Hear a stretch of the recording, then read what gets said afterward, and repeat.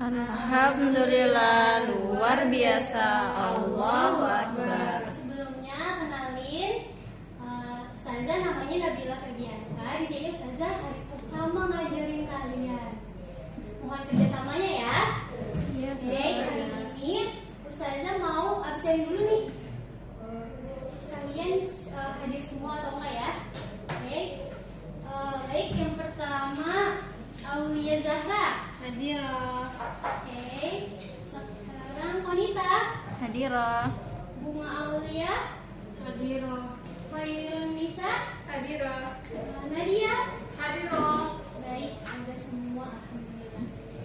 Sebelumnya kalian tahu nggak hari ini kita mau belajar mata pelajaran apa? Bahasa Indonesia. Tuh.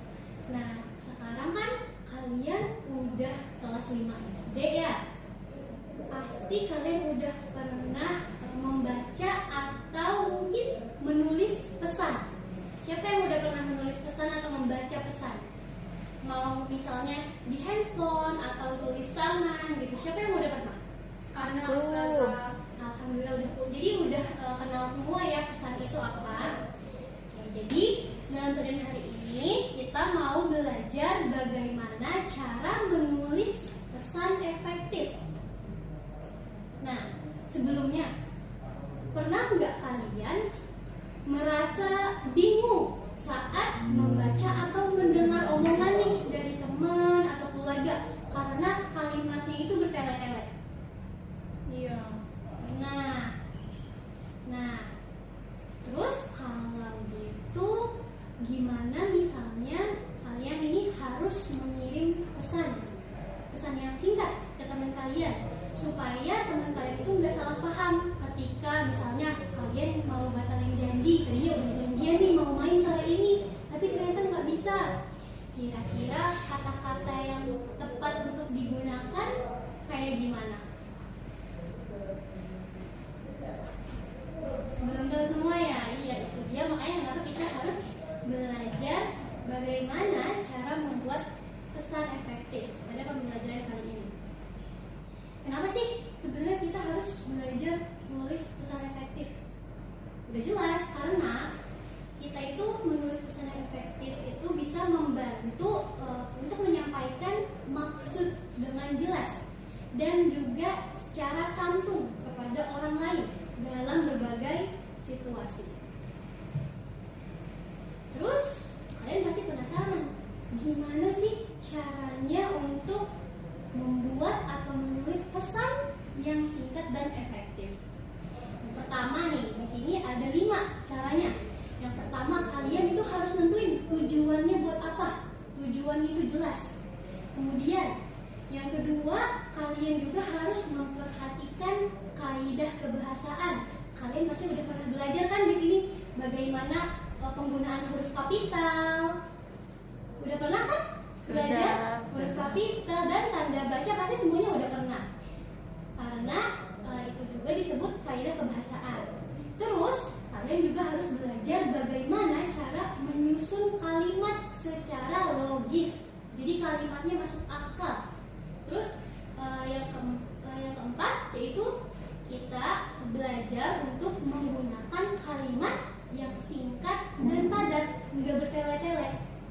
Terus yang terakhir tapi yang paling penting, kita juga akan belajar bagaimana cara menyampaikan pesan dengan santun. Baik, kita kembali ke yang pertama tadi. Di sini kita untuk menulis pesan yang singkat dan efektif itu kita harus menentukan tujuan yang jelas. Jadi sebelum memulai menulis pesan nih, kalian itu harus menentukan apa pesan utama, mau apa yang mau kamu sampaikan itu, supaya kalimatnya ini enggak melebar kemana-mana. Misalnya kalian mau minta makanan ke teman kalian lagi makan basreng, misalnya kalian mau minta basreng, tapi kalian ngomongnya, kamu tahu gak sih aku suka makanan yang asin, yang kenyal tapi kriuk. Terus kamu kayaknya itu enak banget, kamu suka ya itu, aku boleh nggak minta? Itu kira-kira bertele-tele atau efektif? Bertele-tele.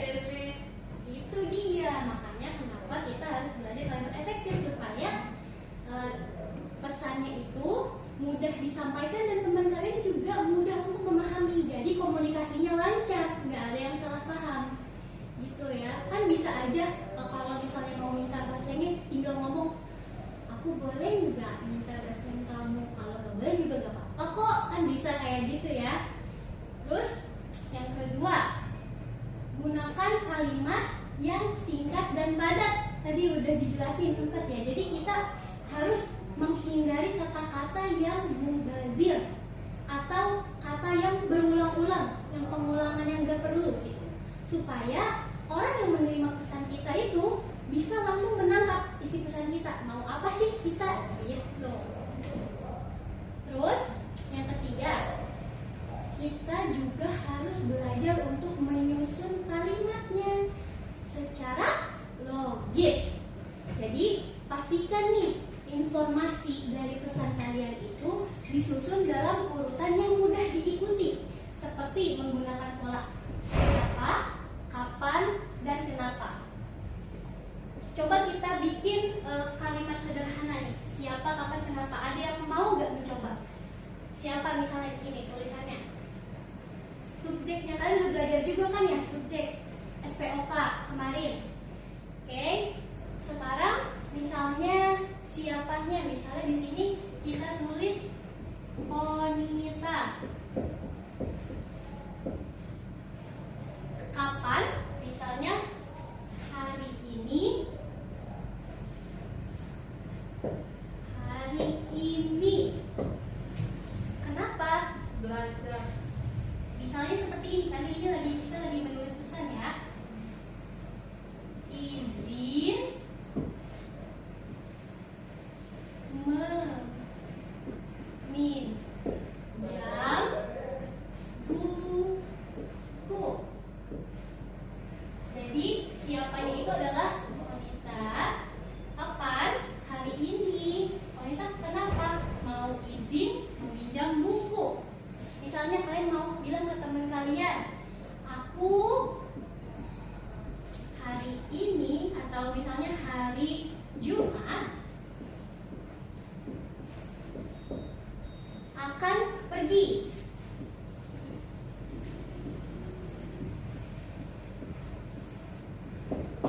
Ini juga termasuk pesan yang singkat dan efektif. Jadi maksudnya di sini, kalau kalian bisa menyampaikan apa yang mau kalian lakukan atau informasi kalian ke teman kalian. Tapi di sini jelaskan ya, siapa yang mau perginya? Aku. Kapan? Hari Jumat. Mau ngapain? Akan pergi. Iya, jadi seperti ini pesan singkat yang efektif. Ini susunan kalimatnya secara logis. Ini yang paling sederhana. Kemudian, nah di sini juga kita harus memperhatikan kaidah kebahasaannya. Pastikan penggunaan huruf kapital dan tanda baca tepat untuk menghindari kesalahpahaman makna. Misalnya gini, wanita hari ini izin, dikasih koma, terus di sini titik. Bagaimana maknanya? Bisa dipahami atau enggak? Tidak. Wanita hari ini izin meminjam buku. Gimana tuh? Jadi kalau misalnya tanda bacanya salah, itu bisa menjadi ada kesalahan makna. Gitu. Salah paham. Iya. Kalau kayak gini kan titik aja di akhir, nggak perlu ada kok. Koma. Begitu ya. Terus di sini selalu gunakan bahasa yang santun. Jadi meskipun kita kalau misalnya untuk menyampaikan pesan itu harus singkat, kita harus menetapkan ada etika atau adab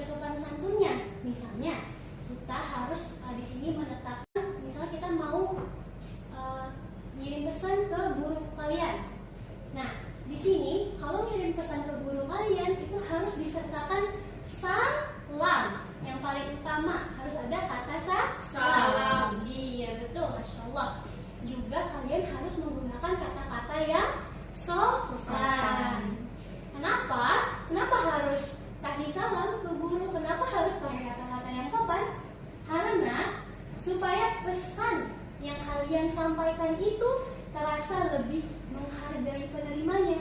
Gimana rasanya kalau kalian menerima pesan tapi temen yang kalian pengirimnya ini nggak ada sopan santunnya? Misalnya, Konita pinjam buku dong, Kesel. bisa pinjam pensil dong, Cuma marah gitu. kayak gitu.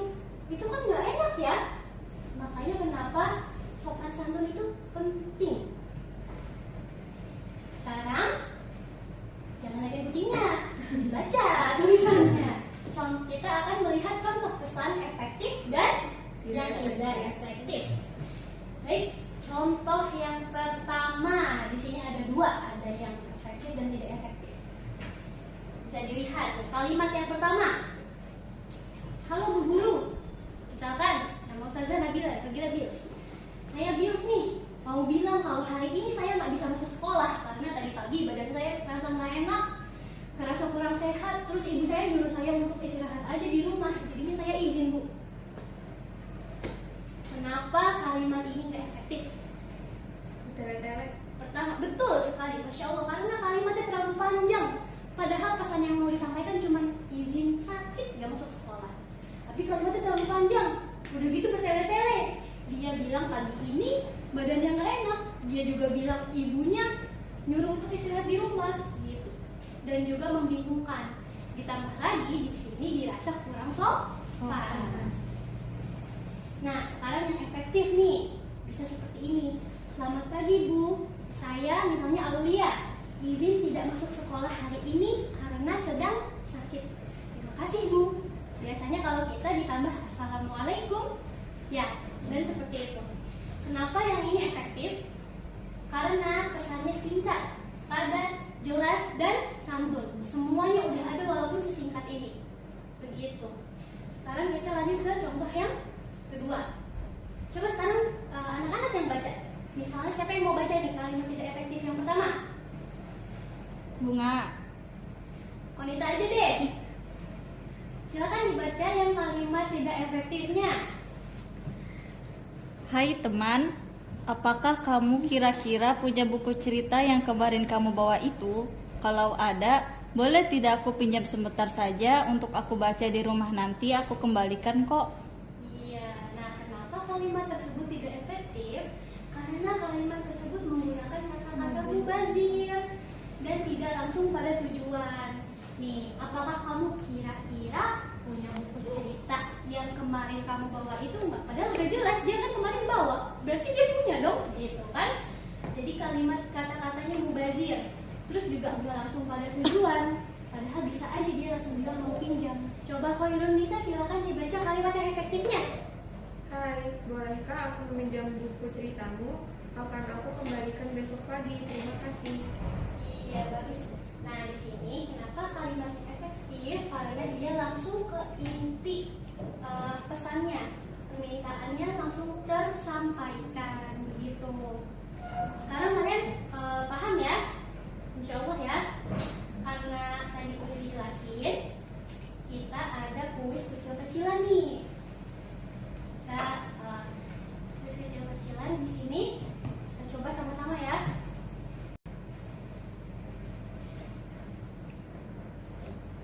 Nih, apa kriteria utama sebuah pesan dikatakan efektif tadi? Kriteria pesan yang efektif yang singkat tadi apa? B. Singkat, padat, jelas, dan santun. Masya Allah, betul. Karena pesan efektif itu harus segera menyampaikan inti informasi tanpa membuang waktu pembaca, tetapi tetap menjaga etika. Oke, lanjut. Yang kedua, kalau kamu harus izin tidak masuk sekolah, bagaimana, bagian mana yang paling penting untuk dicantumkan? Harapan supaya teman ngasih oleh-oleh, cerita panjang tentang kronologi kenapa sakit, nama lengkap seluruh anggota keluarga, atau identitas diri dan alasan izin. D. Identitas diri dan alasan izin. Betul, Masya Allah. Kita lanjut. Nah, agak panjang nih soal nomor 3 ya. Perhatikan kalimat berikut nih. Halo Bu, saya Bills.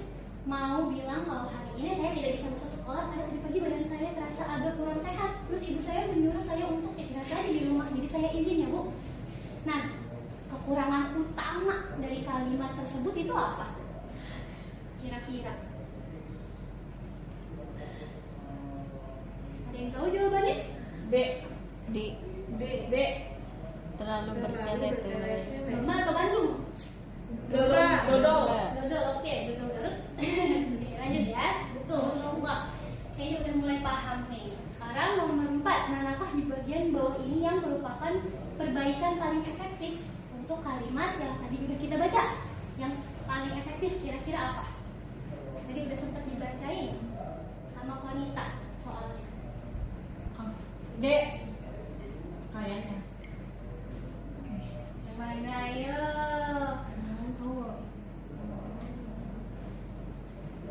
Kita kasih clue. Pilih kalimat yang sopan dan memberikan informasi. Yang B. Kita coba Bakwan. Oh iya deh. Bacanya Betul. aku belikan Masya Allah. besok. Iya betul ya. Kenapa bukan dek? Kalau dek kita Iya. langsung nagih. Iya kayak Aku mau buku cerita kamu yang kemarin dong. Boleh nggak Bawa bisa dong. Gitu kan nggak enak ya? Iya, Nggak sopan ya. terlalu to the Ini point. kita memang harus santun. Santuy. Nomor 5, kenapa penggunaan tanda baca yang tepat itu penting sekali dalam pesan singkat? Biar nggak salah paham. Betul, Biar- Masya Allah. Yang C ya, kalau biar nggak salah paham. Big. Nah, sekarang kalau kalian ini minta tolong sama teman untuk membawa buku tugas, mana pilihan yang paling santun? Yang D. Yang B, Bandung? Iya. Iya, kita coba. Betul, Masya Allah. Terakhir nih, apa manfaat melakukan refleksi? Setelah melakukan pesan singkat, refleksi itu kita meninjau pesan yang udah kita tulis gitu. Yang cacing. Yang cacing untuk mengevaluasi apakah pesan sudah jelas dan santun. Kita coba ya. Betul, Masya Allah. Yeay. Pinter-pinter semua ini. Iya dong. Nah, sekarang Ibu mau minta kalian berlatih, kita bikin pesan singkat. Nanti boleh 1 atau 2 orang yang bacain pesan singkat yang kalian buat. Oke? 1 menit aja ya. Boleh misalnya temanya mau membatalkan janji misalnya. Yuk. Kalau ada yang udah, silakan dikasih tahu.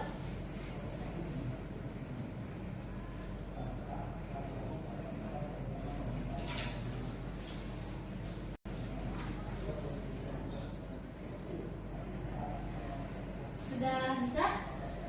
Ada yang sudah? Wanita? Oke, boleh wanita. Apa nih? Misalnya pesannya tentang apa? Membatalkan janji, pinjam atau izin atau apa? Tentang Silakan membatalkan janji. Membatalkan janji, ya silakan. Assalamualaikum. Maaf, hari ini aku tidak bisa menepati janji karena ada urusan yang lain. Masya Allah, alhamdulillah nih, wanita ternyata udah bisa. Udah ada apa tadi? Salam ya. Salam udah ada. Ini menentukan kalau kita memperhatikan etika sopan santun. Terus, siapanya tadi? Subjeknya yang membatalkan janji sudah ada juga. Terus, harinya, kapannya sudah ada juga. Dan yang terakhir, kenapa membatalkan janji juga udah ada. Nah, alhamdulillah karena sepertinya anak-anak semua di sini udah paham sama materi kita hari ini. Alhamdulillah, semoga pembelajaran kita hari ini bermanfaat dan kalian semua bisa ingat dan mempraktikannya ya. Jadi mulai sekarang jangan lagi kalau ngomong atau ngasih pesan ke teman atau ke siapapun kalimatnya bertele-tele. Tapi yang paling penting, yang paling utama itu adalah Santun. apa ini? Santun dan Kemudian ini yang paling utama ya, harus santun dalam ucapan maupun perbuatan. Oke, sekarang karena alhamdulillah pembelajarannya udah selesai. Ada kucing lagi senyum. Sekarang kita juga senyum sambil baca doa kafaratul majlis karena kelasnya udah selesai. Yuk, sama-sama. Subhanakallahumma